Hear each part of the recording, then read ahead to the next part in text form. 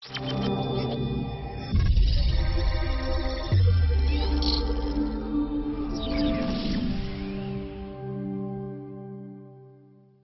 আলাইকুম। Rank news 24 চ্যানেলের পক্ষ থেকে আপনাদের সবাইকে স্বাগতম।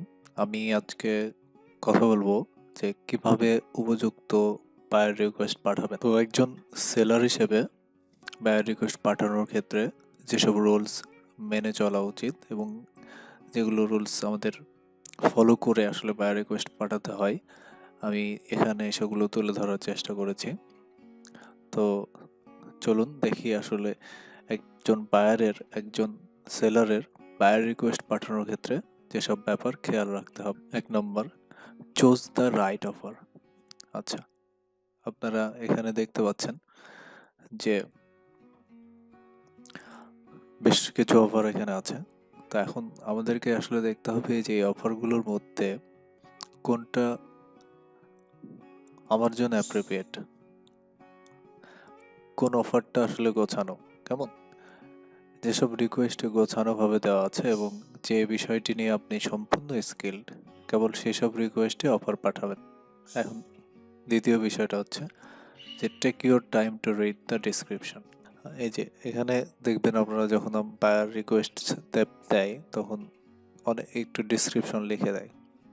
কেমন, যে উনি আসলে কি চাচ্ছে।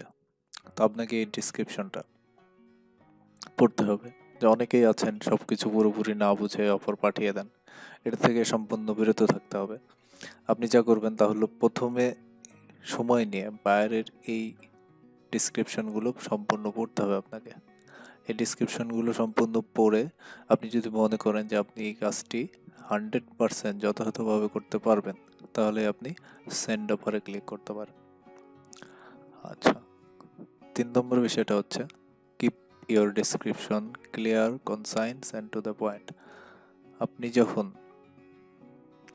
সেন্ড অফারে ক্লিক করবেন তখন এই যে আপনার ডিসক্রিপশন, আপনার এই ডিসক্রিপশনটা খুব ছোট হতে হবে এবং ক্লিয়ার হতে হবে এবং টু দ্য পয়েন্টে কথা বলতে হবে।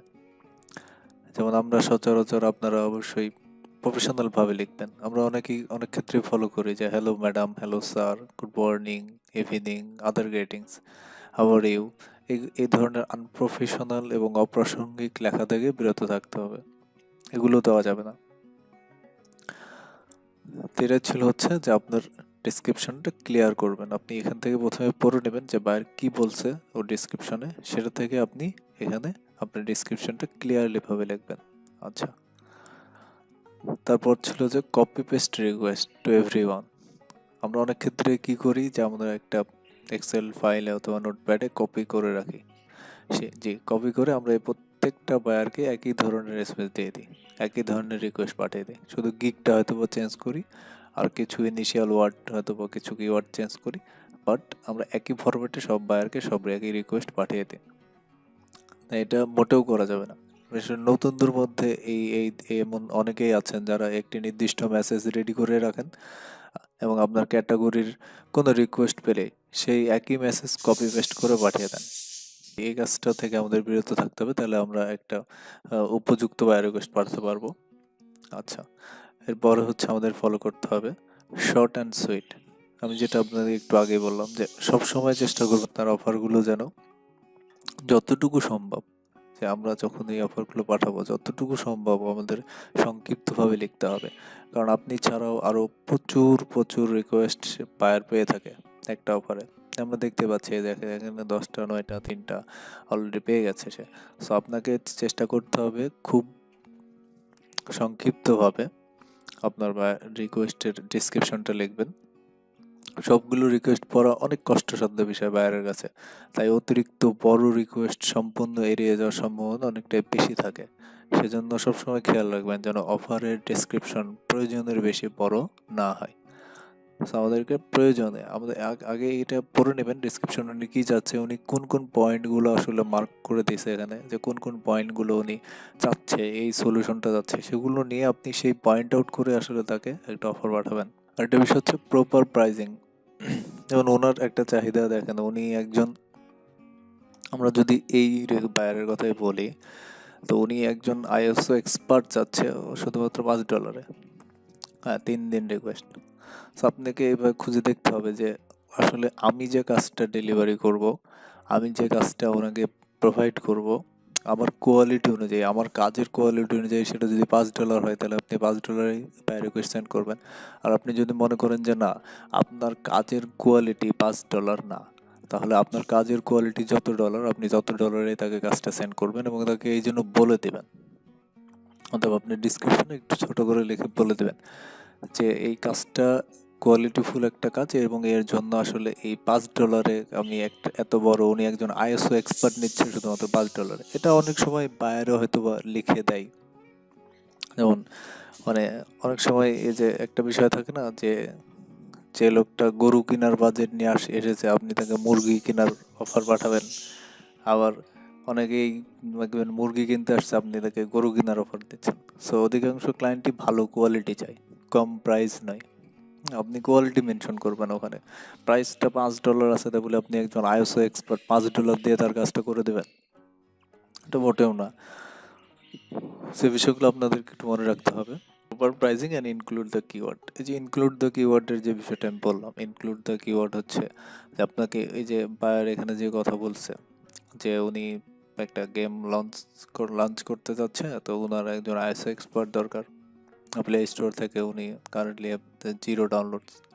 সো আপনি যে আইএসও এক্সপার্ট 0 ডাউনলোডস, মানে এই ডাউনলোডস তার নাই। সো একজন উনি এক্সপার্ট চাচ্ছে যে যার সাথে কাজ করলে উনি অ্যাটলিস্ট ডাউনলোডস পাবেন। হ্যাঁ, উনি এসইও এক্সপার্ট চাচ্ছে না, উনি আইএসও এক্সপার্ট মানে এএসও এক্সপার্ট চাচ্ছে।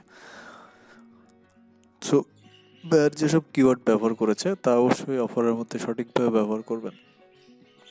বায়ার দেখে যেন বুঝতে পারে যে সে কি চায়, এই বিষয়ে আপনি ভালো করে অবগত আছেন এবং তার সকল রিকোয়ারমেন্টস আপনি যথাযথভাবে বুঝতে পেরেছেন।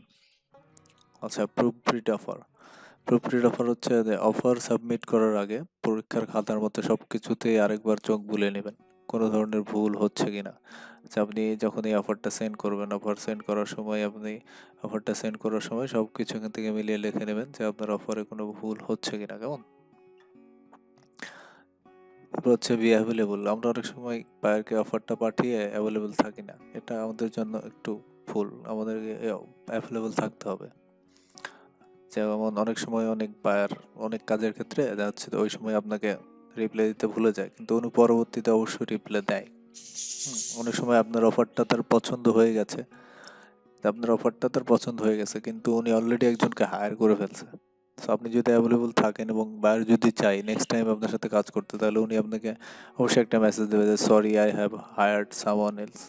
বাট সে চাবে আপনার সাথে নেক্সটে কাজ করতে, বাট একটা কমিউনিকেশন তৈরি হবে আপনার সাথে। সো এই ক্ষেত্রে অ্যাভেলেবল থাকা দরকার। অনেক সময় আবার আপনার কাছে ক্লায়েন্ট অ্যাকসেপ্ট করে নেয়, আপনাকে নক দেয়, কিন্তু আপনি নাই, অ্যাভেলেবল নাই, 2-3 দিন পর এসে দেখেন যে অর্ডার ক্যান্সেল হয়ে গেছে। সো এগুলো কিন্তু আপনাকে অল টাইম অ্যাভেলেবল থাকতে হবে। অ্যাপস ডাউনলোড করে নেবেন, ফাইবার অ্যাপসে অল টাইম অ্যাভেলেবল থাকবেন। যতটুকু থাকা প্রয়োজন, আপনি যতটুকু ফ্রিল্যান্সিং করেন, যতটুকু সময় আপনার এই সেক্টরে দেন, ততটুকু আপনি অনলাইনে থাকবেন। চেষ্টা করবেন যেন বায়ার কখনো মিস না হয়। আচ্ছা, সর্বশেষ বিষয়টা হচ্ছে আদার্স বিষয়টা হচ্ছে যে আমরা যারা নতুন ফাইবারে কাজ করতে আসি, তো আমাদের প্রথমে তো অর্ডার আসে না। সো প্রথমে আমাদেরকে অর্ডার গিগের অপটিমাইজেশন যারা করতে পারেন না, গিগকে র্যাঙ্কে আনতে পারেন না, তাদের ক্ষেত্রে তো একটু বিষয়টা অনেক কঠিন হয়ে যায়। সো অনেকেই ফার্স্ট্রেশন পড়ে যান, অনেকেই হতাশা ফিল করেন। না, ফাইবারে প্রচুর কাজ আছে, প্রচুর বায়ার আছে। সো আপনাকে যেটা করতে হবে, আপনাকে প্রতিদিন ফাইবার একটা আপনাকে অ্যাট ফার্স্ট টাইম, আপনি যখন উইদাউট কোনো লেভেলে থাকবেন তখন আপনার লিমিট থাকবে 10টা বায়ার রিকোয়েস্ট সেন্ড করতে পারবেন। সো আপনাকে চেষ্টা করতে হবে যে মানে প্রতিদিন আপনাকে সেই 10টা বায়ার রিকোয়েস্ট কমপ্লিট করেই যেন আপনি আপনার কাজ ক্লোজ করতে পারেন। যতক্ষণ পারবেন না ততক্ষণ ট্রাই করে যাবেন। যখনই দেখবেন রিকোয়েস্ট অ্যাভেলেবল, আপনি আপনার 10টাকে পাঠাবেন। তবে হ্যাঁ, এই সব কিছু মনে রেখে পাঠাতে হবে। উপযুক্ত বায়ার রিকোয়েস্ট পাঠানোর জন্য আপনাকে এই যে বিষয়গুলো আমরা আলোচনা করলাম, এগুলো সব কিছু মাথায় রেখে আপনাকে বায়ার রিকোয়েস্ট পাঠাতে হবে। আপনি যখন এভাবে প্রতিদিন বায়ার রিকোয়েস্ট পাঠাতে থাকবেন, তখন আপনার গিগগুলো ভিউ হতে থাকবে, ইমপ্রেশন আসতে থাকবে এবং ক্লিক থ্রো রেটটা বেড়ে যাবে। যখন এগুলো বাড়তে থাকবে তখন আপনার অর্ডার দেখবেন যে ধীরে ধীরে বাড়তে থাকবে।